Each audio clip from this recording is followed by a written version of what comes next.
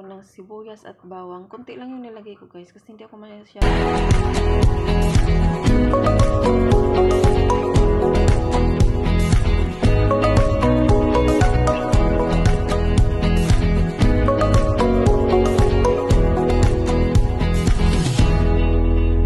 guys, welcome back to my channel. Ayan, ipapakita ko sa inyo.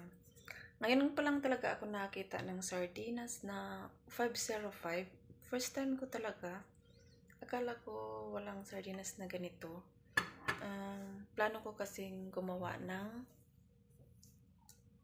yung magbihon ba? Bihon yung gagamitin ko. Ayan. Yan, bihon.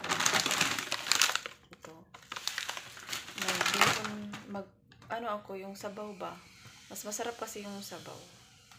So, ayan, itatry natin. Maingay po yung kapitbahay, guys. So, ipapakita ko na sa inyo. Ito, sardines at saka may bihon tayo. Yung dalawa na to, itatry natin lutuin. Ganyan po yung ginagawa ko sa Pinas eh.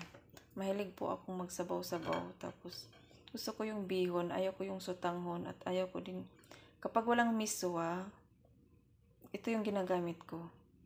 So, ito try natin. Alam ko naman marami ding gusto na tikman yung ganito, diba? Alam ko na natitikman nyo na din sardines with bihon na sinabawan, diba? Masarap po to guys. Kapag mahirap ka, natitikman mo na talaga to. Kasi kumakain nga tayo na asin lang yung ulam. Ito pa kaya, diba? Mas masarap kasi kapag may sabaw. So, ayaw kong magpansit ngayon. Sa birthday ko na. Saka na ako magpansit. So, ayan. Lutuin na natin. Add ko na po yung, ayan. Yung bihon. Para po maluto kaagad. Para lumambot naman siya kaagad. So, ibabad muna natin. Ako ng sibuyas at bawang. Konti lang yung nilagay ko guys. Kasi hindi ako masyadong mahilig sa bawang at saka sa sibuyas. Tayo guys. Nagisa na tayo. Lalagay na natin yung sardinas tapos bihon na kaagad.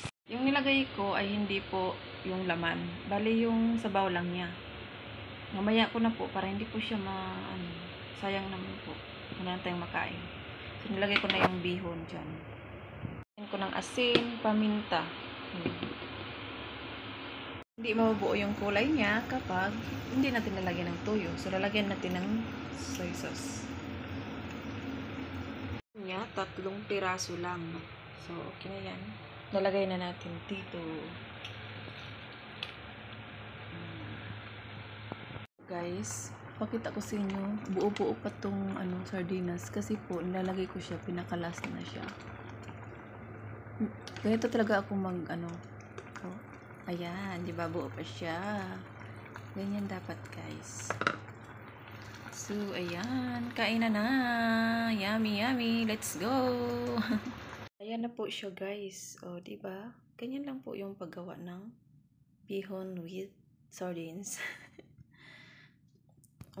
Ayaw ko kasi ng sotanghon, guys. Kaya bihon talaga yung nilalagay ko. Tapos, wala naman ako nakitang miswa or udong. So, yan na lang.